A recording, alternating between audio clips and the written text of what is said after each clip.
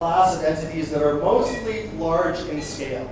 Now, why is that? It's because it's easier to take things that are bigger in asset classes and do financial engineering with them than it is for things that are very small and require either technology or aggregation in order to do the same functions.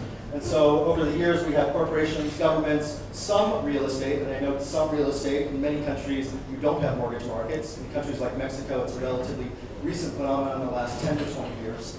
And there are some derivatives that we create. And again, this is something that we don't always have a notional awareness of, but derivatives are the combination of other sets of information and financial securities to create new financial securities.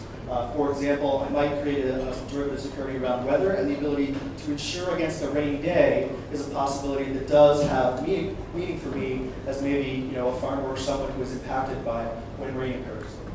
In a few cases, there are actually people who, as individuals, have been able to securitize their future earnings. And for the most part, that's been very rich individuals or very notable individuals. A few classic examples have occurred in the entertainment field, where David Bowie, the Beatles, or even Michael Jackson have taken the potential future earnings of all of their music and turned that into a security that they've then sold to other people in exchange for the value of money up front.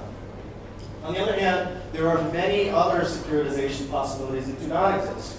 And we'll talk about one in particular, which I think is the main thesis of this discussion, which is around individuals.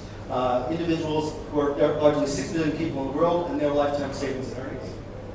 We'll talk a little bit about small business, about other real estate. So if you think about, there are many countries that do have real estate with mortgages as a security.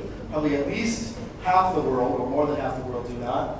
And then finally, this is a more challenging one, but about natural resources. And we started to see some examples of people using carbon trading to do securitization of natural resources. However, I would argue for right now, most of the people who are doing that type of work are not basing it on fundamental market values. They're basically guessing at those market values. And I think there is a better way to kind of come up with those values.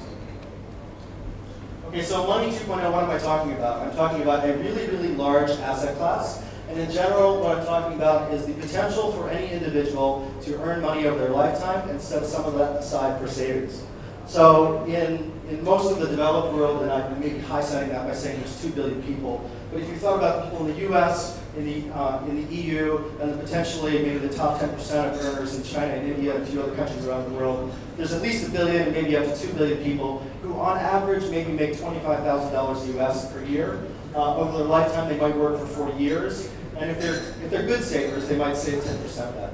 So interestingly, that works out to about $1 million US round over the course of their lifetime, and they might save $100,000.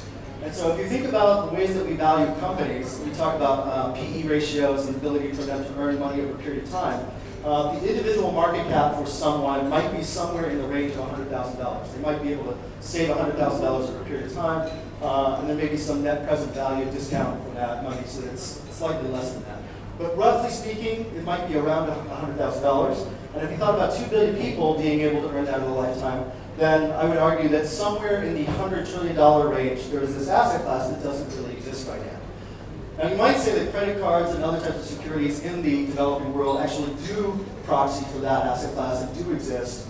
But even if that's the case, in the other parts of our globe where there are people who are only making $2,500 a year on average, or even less, $250 a year on average, those people obviously don't have access, at least in large part, to credit cards and other types of security mechanisms. However, what I'm going to suggest to you is that we can create health and education derivatives around those people, and that they have the exact same earning potential at maturity as the rest of the first world. And if we provide health and education to those people, we provide access to capital and access to jobs, that they can earn the same as anyone in the regular part of the world.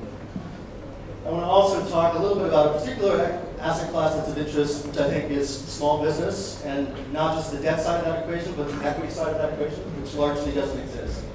In the US, depending on your perspective, at least 20% and potentially up to 50% of the overall economy is based on small business. That is, companies that are not public, and they're typically 500 people or less. And depending on if you value that as 100 people or less, it might only be 20%, but it's still a very large percentage of the overall economy.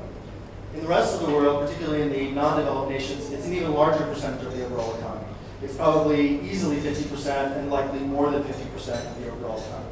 So that's a pretty substantial amount of the dollars that get changed, or the amount of value that we change throughout the world. It's people who are small mom and pop proprietors. It's people who are in